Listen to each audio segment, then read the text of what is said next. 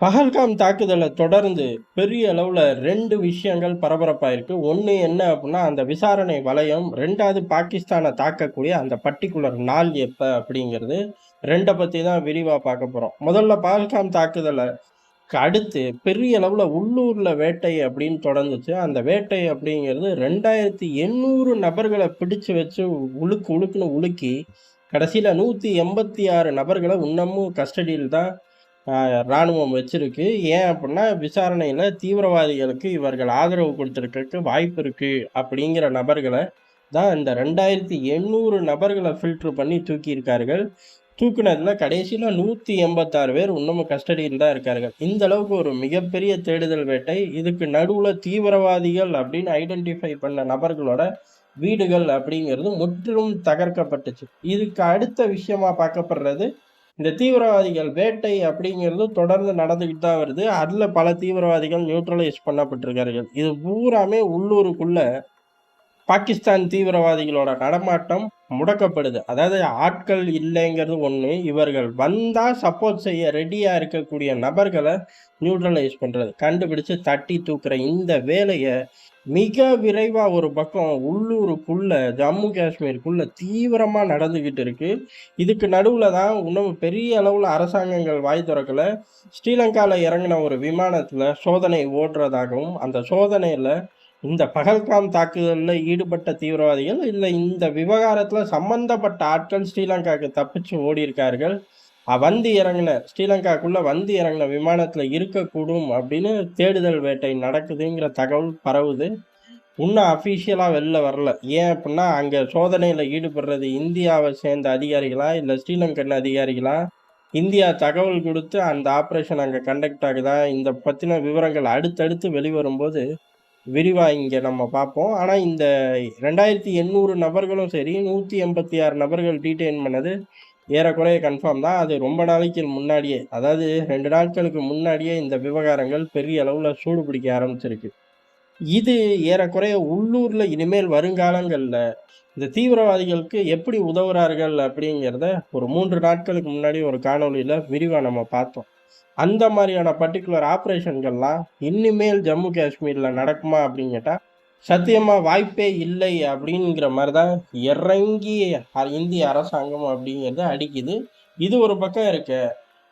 தாக்குதல் எப்ப? பாகிஸ்தானுக்குள்ள தாக்குதல் எப்ப அப்படிங்கிறது டாப் சீக்ரெட். அத யாராலயும் ஸ்மெல் பண்ண முடியாது. ராணுவ ரகசியம். ஆனா, பாகிஸ்தான் எதுல அச்சப்படுது அப்படின்னா, பிரைம் மினிஸ்டர் மோடி அவர்களும் சரி, ராஜ்நாத் அவர்களும் சரி 2 பேரோட விசிட்டும் ரஷ்யால ஸ்கிப் பண்ணப்படுது. அதாவது போலந்து கேன்சல் பண்ணப்படுது. இது எதற்கு குதிக்குது அப்படின்னா, இந்த காலகட்டங்கள் அப்படிங்கிறது நம்மள தாக்கக்கூடும் அப்படிங்கிற ஒரு அச்சம், ஒரு ஹிண்ட்ட வச்சுக்கிட்டு பாகிஸ்தான் அரசாங்கம் தயார் நிலையில உட்கார்ந்திருக்காமா. ஒருவேளை மே 9க்கு முன்னாடி நம்மள தாக்கிருவார்கள். அதுவரையும் தயாரா இருப்போம் அப்படிங்கிறதான். ஆனா இந்தியாவோட பதிலடி இந்த பர்ட்டிகுலர் விவகாரத்துக்கு அப்படிங்கிறது, மே 9க்கு அப்புறம் எல்லாரும் ரிட்டயர்ட் ஆயி அவங்க வேலைகள பார்க்க போறீங்களா அப்படிங்கிறதான். காரணம் ராணுவம் எப்ப வேணாலும் தாக்குதல் நடத்தும். ராணுவத்துக்கு முழு சுதந்திரம் குடுத்தாச்சு. அதோட அரசாங்கங்களோட வேலை முடிஞ்சிருச்சு.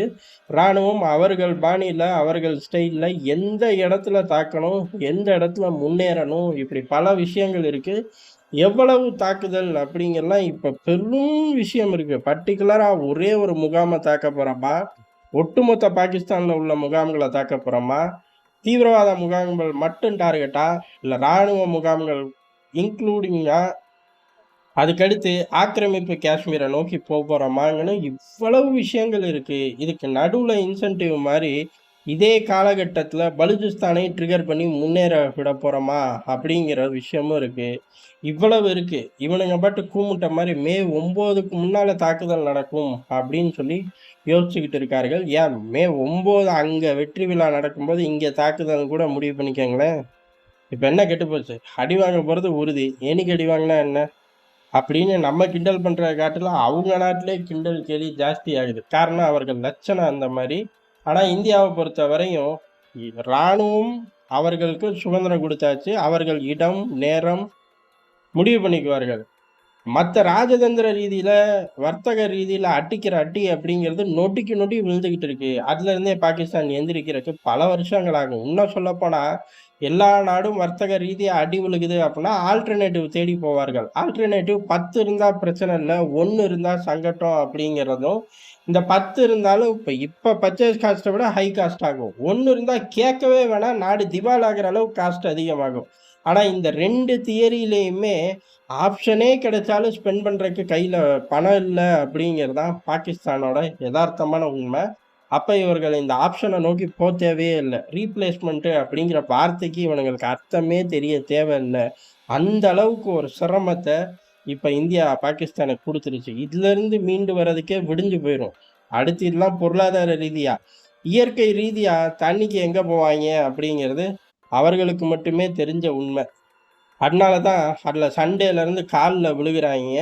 கால்ல விழுந்தாலும் விடப்போறது இல்லை அப்படிங்கிறது தான் இந்திய அரசாங்கத்தோட நிலைப்பாடு. அதனால பாகிஸ்தான் 4 திசைகள்லயும் மாட்டியிருக்கார்கள். அதுல பர்ட்டிகுலரா இந்த திசைகள்லாம் அடி வெறித்தனமா இதுவரை விழுந்துகிட்டு இருக்கு அப்படிங்கிறது தான் எதார்த்தமான உண்மை. நன்றி, வணக்கம்.